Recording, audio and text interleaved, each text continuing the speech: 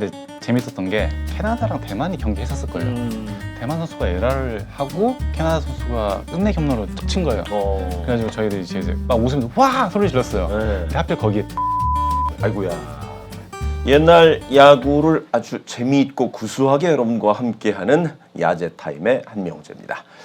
오늘은 2015년 프리미어 12 이야기를 할 건데요. 먼저 저와 함께하는 이지국 기자 먼저 소개해드립니다. 어서 오세요. 네, 안녕하세요. 네, 오늘 기대가 큽니다. 네, 네. 또 국가대표로서 또 우리가 잊을 수 없는 그렇죠. 명승부를 펼쳤던 대회 이야기입니다. 네, 오늘 여러분과 함께할 스페셜 게스트를 한 분 모셨어요. 2015년 프리미어 12 때 첫 대회에서 금메달을 딴 우승을 한 주역 중에 한 명입니다. 최근에 따뜻하게 이제 뜨끈뜨끈하게 은퇴를 한 임창민 선수 소개합니다. 어서 오세요. 네, 반갑습니다. 예. 은퇴한 소감이 어떻습니까? 지금 너무 좋은 것 같아요. 아, 좋아요. 좀 마음의 여유를 찾는 것 같습니다. 아니 오늘 사실은 이제 프리미어 12 때문에 네. 모셨는데 네. 사실은 이제 은퇴한 지가 얼마 안 됐기 때문에 네. 야구가 없는 삶이 어떤지 되게 궁금합니다. 사실 전화의 이재욱 기자는 아직 야구에 빠져 살기 때문에. 네. 예. 야구 없는 상기보다는 그래도 계속 기사를 아, 보고 그래요? 있고 그리고 내일 뭘 해야 된다는 그런 게 없어졌으니까 조금 좋은 것 같아요. 하여튼 저 아시다시피 말을 잘하잖아요. 언젠가 제 옆에 한번 모시는 게 제 꿈인데 일단 오늘 전초전으로 네. 2015년 프리미어 12 이야기를 할 겁니다. 기적을 만나다. 이게 뭐 사실은 많은 분들이 기억하고 계십니다만 준결승에서 우리가 일본을 잡았던 스토리로 또 초대 대회 우승을 했기 때문에 굉장히 의미 있는 그런 역사적인 사건인데 자세히 보시면 저기 끝에 있습니다. 여기 임창민 선수의 앳된 모습 네. 보실 수가 있고요. 멤버들이 쟁쟁했는데 사실 이게 첫 대회였기 때문에 여러모로 조금 좀 어려움이 좀 있었죠. 네, 그러니까 이 WBSC 네. 세계 야구 소프트볼 연맹이라고 해서 과거에는 야구 월드컵이라는 대회가 이제 2년마다 열렸는데 그렇죠. 그 대회가 주목을 받지 못하다 보니까 이 프로 선수들을 이제 참가하게 만들어서 주목을 끌게 만들겠다. 네. 그렇게 해서 이 창설한 대회가 2015년 프리미어 12입니다. 그 12라는 게 세계 랭킹 12위까지 12위까지. 초청을 해서 대회를 한다는 뜻인데 당시 우리나라 랭킹이 8위였거든요. 8위였어요? 네. 오, 생각보다 많이 낮았는데. 상당히 낮았어요. 그렇죠. 세계 랭킹이라는 게 사실은 뭐 국제 대회에 참가해서 얻은 성적들을 그렇죠. 토대로 해서 만들다 보니까 우리가 그 전에 이제 뭐 여러 대회에서 성적이 썩 좋지 않아서 세계 랭킹이 많이 내려가 있었죠. 네. 네, 그런 대회고 초대 대회니까 이 정체성이 사실 그렇죠. 불분명하잖아요. 네. 이 대회가 무슨 대회인데 네, 맞아요. WBC도 아니고 그렇죠. 올림픽도 아니고 그런데 프로 선수가 참가해? 그런데 이 좀 애매하다 막 이런 네. 느낌이 있어서 선수들도 그리고 코칭 스태프도 좀 참가를 꺼리는 네, 네. 맞아요. 그런 현상도 있었어요. WBC 같은 경우는 사실 이제 미국 주도로 대회가 성사가 됐었는데 이 프리미어 12는 사실 또 일본이 어쨌든 이제 그 결승전이나 주요 경기들 하게 되고 또 그러다 보니까 이때 보니까 메이저리그는 각 팀의 40인 로스터 이외의 선수들이 참가를 했더군요. 그러니까 시작할 때는 이 메이저리그 선수도 참가를 시키기 위해서 시도를 해봤지만 네네. 메이저리그 사무국에서 그 부분에 대해서는 이제 안 된다는 이야기를 하고 구단에서 허락 없이는 보낼 수 없다. 그러니까 WBC에서도 사실은 뭐 구단에서 좀 거부감을 느끼는 구단들도 그렇죠. 있고 선수들도 네. 있는데 이 대회가 한다 그러니까 당연히 못 가게 만들었죠. 그렇죠. 그래서 우리도 그때 이제 메이저리그가 뛰고 있던 유현진이라든지 그렇죠. 뭐 강정호라든지 이런 선수들이 참가를 할 수 없는 네. 그런 상황에서 이제 대표팀을 만들게 된 거죠. 네. 네. 2015년 벌써 이제 10년 전이긴 한데 사실 또 2015년 하면 국내적으로도 사실 좀 그 사건 사고들이 좀 있어서 국가대표 소집이 참 어려웠을 것 같아요. 하필이면 그때 이제 삼성의 해외 원정 도박 그렇죠. 이 사건이 터지면서 그 선수들이 한국 시리즈도 못 뛰었는데 맞아요. 한국 시리즈 끝나고 났던 이 상황에서 이 대회를 참가할 수가 없었던 거죠. 그렇죠. 거기에 윤석민 선수라든지 양현종 선수도 부상으로 몸이 안 좋다고 해서 네. 참가를 못한다 그러고 각 구단마다 좀 주력 선수들이 나가는 부분에 대해서 부담을 느꼈다. 좀 그리고 그게 이제 시즌 직후에 일이 열렸기 그렇죠. 때문에 11월에 열렸으니까 그렇죠. 한국 시즌 끝나고 나서 예. 그렇기 때문에 좀 그런 부담감을 안고 이 대표팀 구성을 하게 됐죠. 그때 그 느낌은 어땠어요? 그러니까 국가대표 그 소집이 잘 안 되는 그런 상황이었는데. 시작하자마자 침체된 분위기였어요. 어. 오히려 코치님들이나 다른 이제 스태프들이 너희들이 이제 잘하니까 뽑힌 거야 이렇게 말을 하긴 했는데 여론에서는 대표팀이 아니다. 이건 대표팀이 아니다라는 좀 여론이 좀 있었죠. 뭐 유명한 사람도 안 나오지 않냐. 그렇죠. 근데 니들이 왜 대표팀은 이름을 걸고 나가느냐. 근데 일본은 의외로 좀 더 적극적으로 네. 그러니까 오타니 선수까지 참가할 정도로 그렇죠. 상당히 대표팀을 전력을 또 막강하게 꾸렸던 대회였고 우리는 세계 랭킹 8위로 떨어진 데다가 베스트 멤버를 꾸릴 수가 없는 약간 좀 그런 분위기였기 네. 때문에 이 4강 정도까지만 가도 성공이다라고 이야기를 했는데 굉장히 좀 어려운 과정들을 겪어가면서 결국 8강, 4강 그리고 결승까지 가는 그러니까요. 그런 과정을 거쳤죠. 대표팀 코칭 스텝은 보니까 뭐 거의 역대급입니다. 김인식 감독, 선동열 투수 코치, 이순철 타격 코치, 김광수 작전 코치, 김동수, 김평호, 송진우 코치까지. 선수들도 사실은 그에 굉장히 잘했던 선수들 같아요. 면면이 이대은, 이태양, 우규민, 차우찬, 장원준, 김광현, 정대현, 조상우, 임창민, 이현승, 심창민, 정우람, 조무근. 투수들 쟁쟁한데요. 지금 지나고 나니까 쟁쟁하다고 하는데 네. 그 당시에는 해외패가 없는 대표팀이라는 좀 그런 색깔이 강해서 저희들끼리도 좀 주눅이 된 시작이었던 것 같아요. 그렇군요. 저희들이 이제 모이자마자 첫 마디가 그거였어요. 개막전을 일본을 하는데 일본만 돌아와서 끝내자. 이거였어요. 선수들끼리도. 네. 일본만 돌아오자. 대만에서 끝내지 말자. 아. 네, 이거였어요. 일본으로 돌아가자. 그러니까 이제 첫 이 대회 일정도 좀 굉장히 애매했던 그렇죠. 게 1차전 네. 예선 네, 1차전을 삿포로돔에서 했거든요. 네. 그게 이제 우리하고 일본하고 붙으니까 흥행을 위해서 한국이 붙어줘야 된다. 그런데 한 경기만 하고 대만으로 대만으로 가서 대만. 나머지 네. 예선 리그 8강까지 치러야 되는 그리고 나서 이제 또 다시 이제 4강을 하게 되면 이 일본으로 네. 오는 도쿄로 오는 이런 일정이었기 때문에 사실 이동 거리라든지 그렇죠. 뭐 여러 가지 대회 준비를 하는데 굉장히 좀 어려움을 겪었던 네. 또 그런 일정도 맞아요. 있었습니다. 계속 말씀을 드릴 건데 모든 게 이제 일본 팀 스케줄에 맞춰서 일본 중심으로 조금 진행이 되고 그리고 개막전을 삿포로에서 한 이유가 네. 오타니 홍구장이잖아요. 그렇죠. 그래서 그렇게 하다 보니까 뭔가 저희들이 좀 불이익 받은 게 좀 있었죠. 조금씩. 그러다 보니까 선수들이 조금 동기부여가 생겼던 것 같아요. 의외로. 네. 하면 할수록 뭔가 선수들이 응집이 되면서 그래서 좋은 좀 결과가 있지 않았을까. 네, 12개 팀이니까 이제 2개조로 나눠서 라운드 로빈으로 경기를 가진 후에 8강 준결 그리고 결승까지 가는 거였죠. 네. 그러니까 어떻게 보면 6개 팀 중에 4위 안에 들어가면 8강을 갈 수가 있으니까 8강까지는 뭐 그렇게 큰 무리가 없겠다 싶었지만 사실 우리한테 이제 배정된 팀들이 그러니까요. 만만치 않은 그 중남미 국가들이 많았거든요. 첫 게임부터 사실 이제 일본과의 맞대결인데 더군다나 일본의 선발이 오타니 쇼헤이, 네, 맞아요. 우리는 김광현. 네. 되게 부담스럽겠는데요. 그때 이제 그 일본 넘어가면서 네. 뭔가 이제 긴장감이 좀 왔었죠. 뭔가 야구장 들어가서부터 처음 보는 경기장이니까 일단. 그리고 그 전에 이제 삿포로돔인데 근데 저희들은 이제 동구장을 이제 그렇지. 제대로 해본 적이 맞아요. 없잖아요. 그래서 그렇게 큰 규모 야구장 그리고 오탄이라는 선수가 나온다고 소식 들었어요. 네. 근데 이제 오탄이라는 선수는 이대호 선배밖에 없잖아요. 그렇죠. 그러니까 이제 코치님도 그랬어요.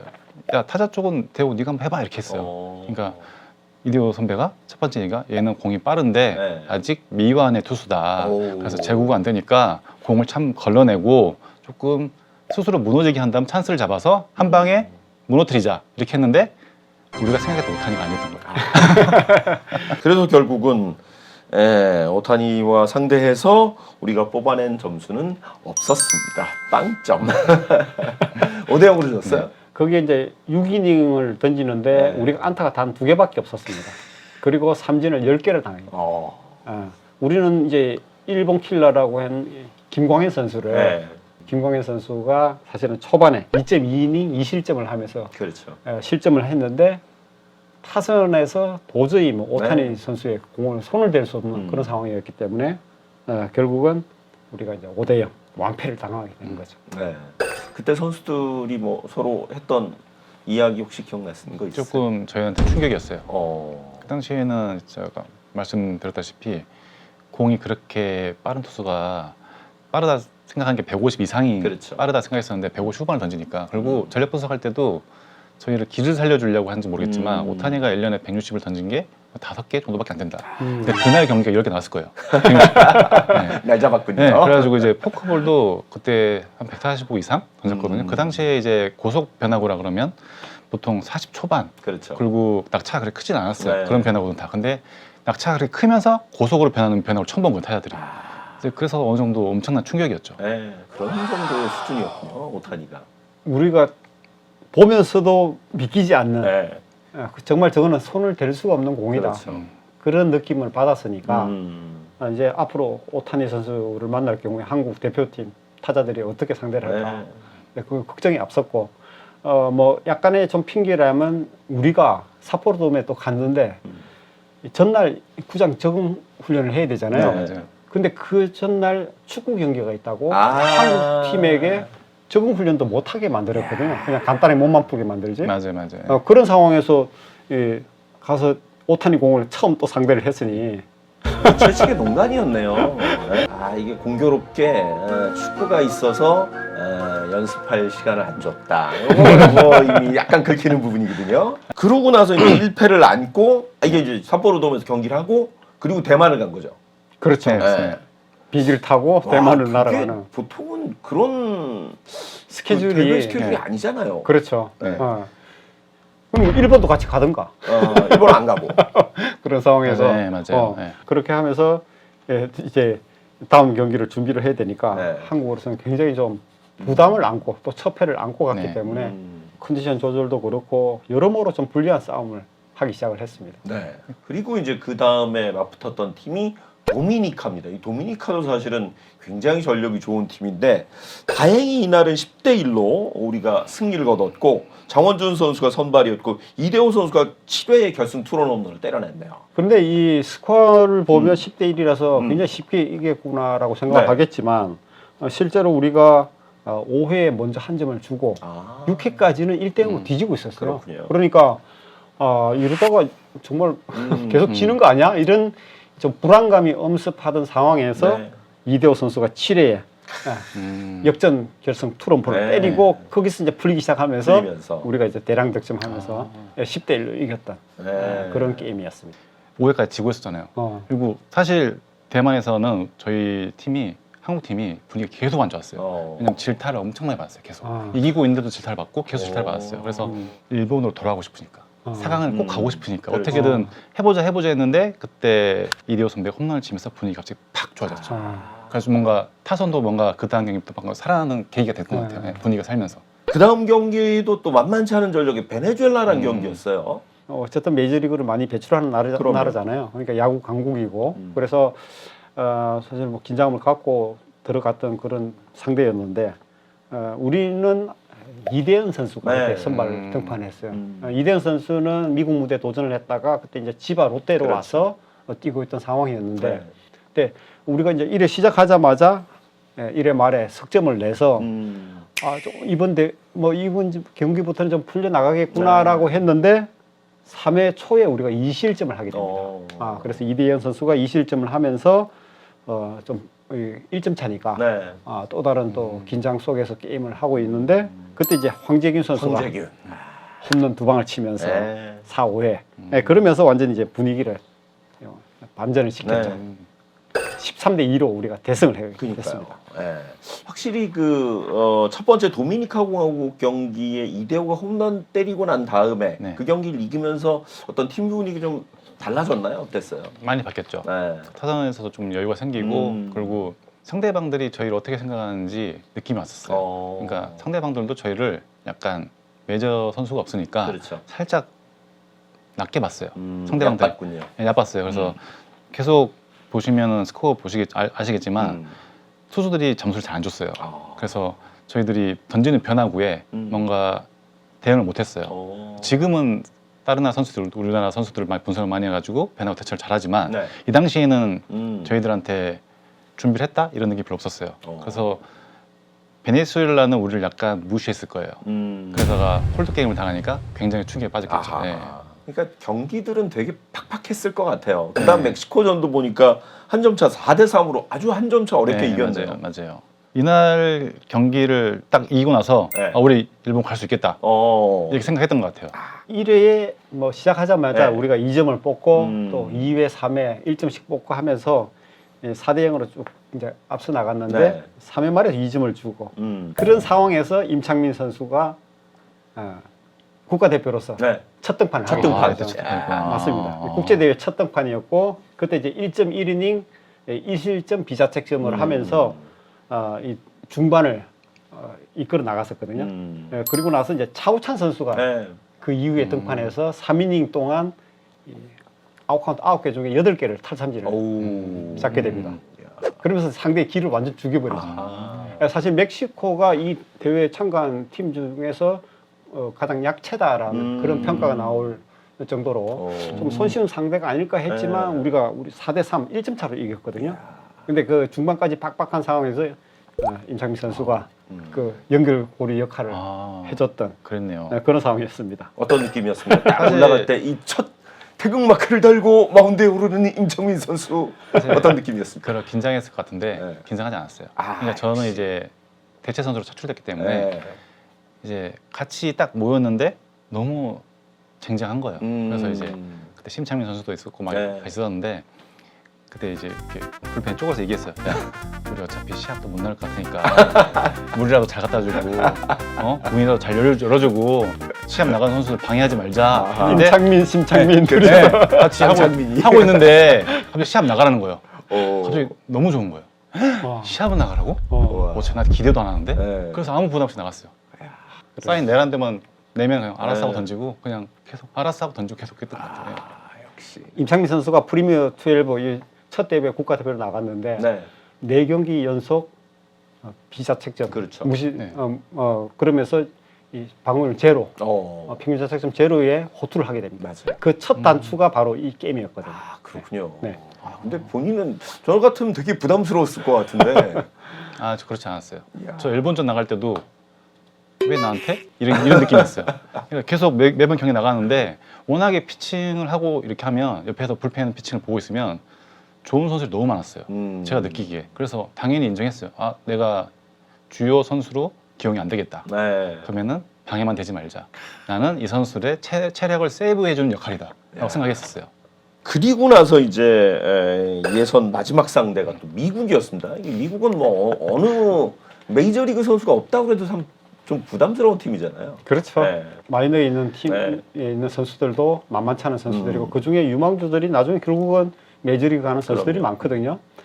그런 상대였기 때문에 사실 우리는 미국을 이제 지더라도 4위는 확정이 됐기 때문에 8강은 진출을 할 수 있었습니다. 다만 이 미국을 이기느냐 지느냐에 따라서 그다음 8강 대진 상대 팀과 구장이 달라지기 때문에 스케줄도 좀 네, 바뀌고. 그 부분 때문에 아하. 미국을 이겨야 된다라는 그런 이제 가지고 이 경기에 들어갔었거든요. 네. 네, 그랬기 때문에 좀 부담스러운 상대였는데 연장까지 가면서 맞아요.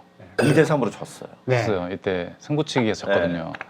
근데 재밌었던 게 경기 시작 전에 아마 캐나다랑 대만이 경기했었을 거예요. 근데 제 기억으로 대만 선수가 에라를 하고 캐나다 선수가 끝내 홈런으로 툭 친 거예요. 그래가지고 저희들이 이제 그 중계를 보면서 막 웃으면서 와 소리 질렀어요. 네. 근데 하필 거기에 대만 심판이 있었던 거예요. 아이고야. 근데 그 대만 심판이 이루신이었어요. 오늘 경기에. 그래가지고 우리는 이제 스케줄상 무조건 네. 이겨야지 저희들 유리한 스케줄 되고 대진도 이렇게 이렇게 네. 하니까 무조건 이겨야 된다 하고 진행했는데 결국은 규민이 형이 이제 10회 올라가면서 승부치기 잘 막았어요. 네. 잘 막아가지고 이제 막으면 이게 됐는데 투아웃을 잡고 미국 팀에서도 이제 뭐 할 게 없으니까 도루를 시켰어요. 1루 주자가 2루를 도루를 했죠. 도루 시켰어요. 도루 시켜가지고 이제 그때 정근우 선배가 잡아가서 태그를 했는데 주자가 글러브를 밟았어요. 근데 세이브를 줬어요. 이야. 그냥 의도적인 네, 맞아요. 오심이었죠. 네. 오심이라기보다는 네. 그냥 편파 네. 판정이었죠. 그래서 그때 삼루 베이스 코치가 우리 떡아웃을 와가지고 머리 벗고 인사를 했어요. 미안하다고. I'm sorry 이렇게 했어요. 그냥 미국을 네. 이기게 만들어주기 위한 네. 그러네요. 그래서 그런 그때 상황이었죠. 투아웃에 안타를 맞아가지고 경기를 치게 됐죠. 네. 그래서 결국은 우리가 그 경기를 지면서 일본이 5승 무패로 선두, 그리고 미국 우리가 이제 조 3위로 토너먼트에 진출을 하게 되네요. 네, 그렇습니다. 목표로 했던 8강에는 진출을 했기 때문에 소기의 성과를 이루긴 했지만 과정 자체에서는 굉장히 좀 어수선했던 네. 뭐 그런 예선이었습니다. 음. 네.